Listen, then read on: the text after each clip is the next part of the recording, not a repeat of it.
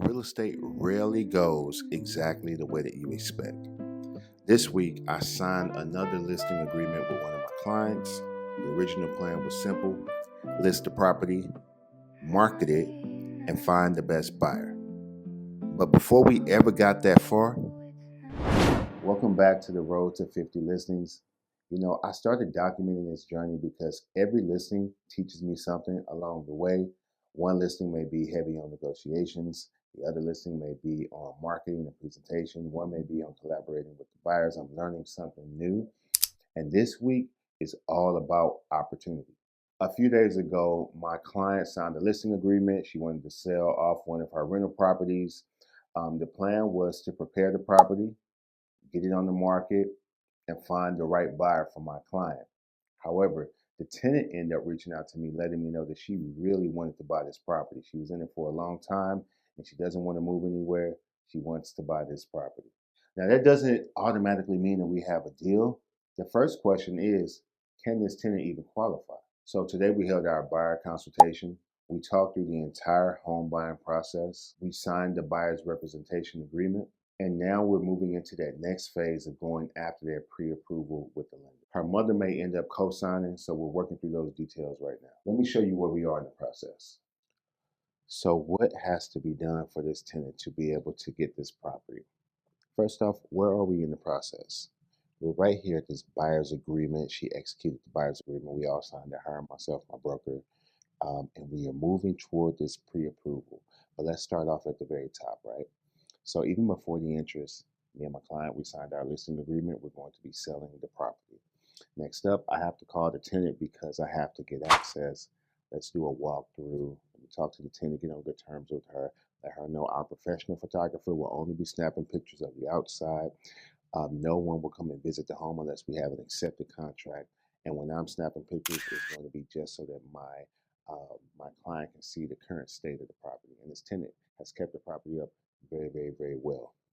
During that time, that's when the tenant expressed that she would like to speak to the owner, and I had to let her know that the owner has a property management company, an agent in place because she wants others to act on her behalf in the marketplace.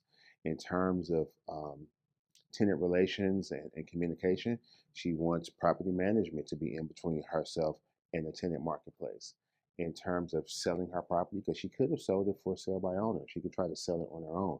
She wants an agent to represent her in the marketplace. So I let her know that she can let me know what it is that she needed the owner to know, and I will get it back to her. And more time, 9 times out of 10, I'm going to be the one to actually solve the problem because this file is on my desk right now. And that's when she let me know that, hey, I actually want this property. I've been in here for a long time. I've invested into the home. I would like to have a shot at actually owning the property. So that's where we started off at. We started off at interest. I got that out of her. She let me know. That's step one, is to let me know. This way I can start to go to bat for you. We scheduled a walkthrough. This was done over the phone. We scheduled a walkthrough. I went out there. I got pictures. I sent out our lawn tech so that he can trim up the bushes, just make the exterior look very nice for the photos that we will be taking. And then we had our professional photographer go out and snap pictures. So we had our walkthrough. That's where I got to meet the tenant face to face. And next up, we had our buyer consult here today.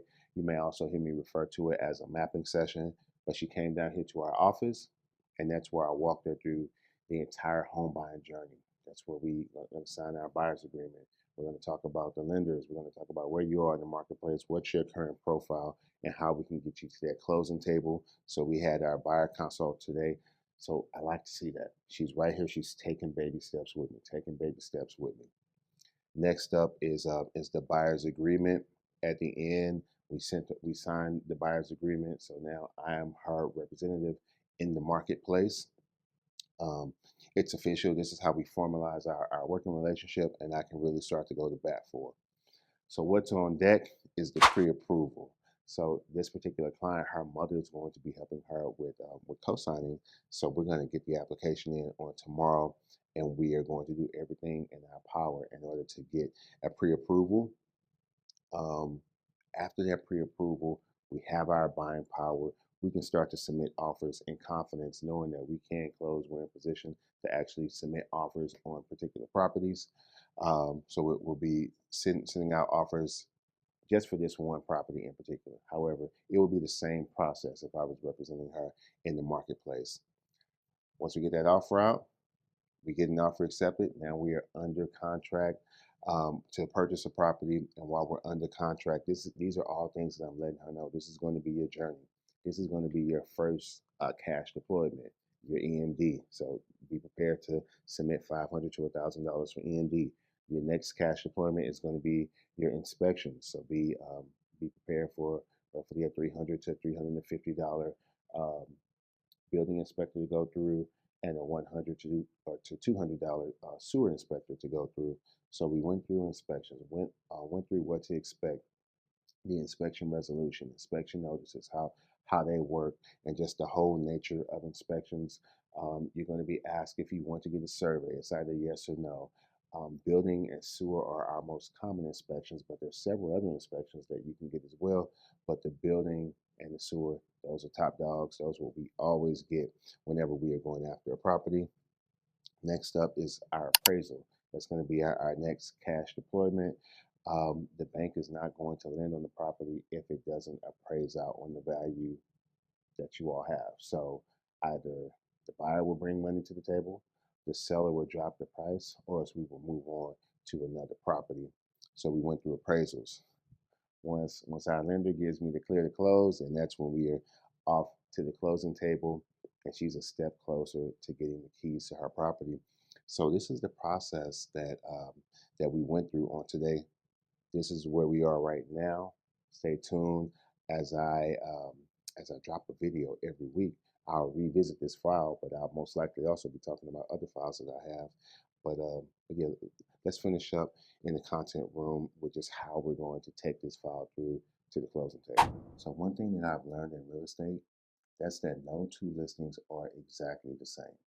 When I first met with my seller, I thought that this was going to be a traditional listing. Now we're working to see if the tenant can become the buyer.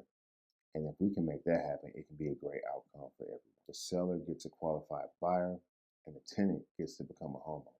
And we were able to put a deal together before even having to hit the MLS. Now, we're not there yet. The next step is to get the pre-approval. Once we get that, now we know the direction that this transaction is heading. I'll keep you all updated. Thanks so much for following along my road to 50 listings, and I'll see you all next week.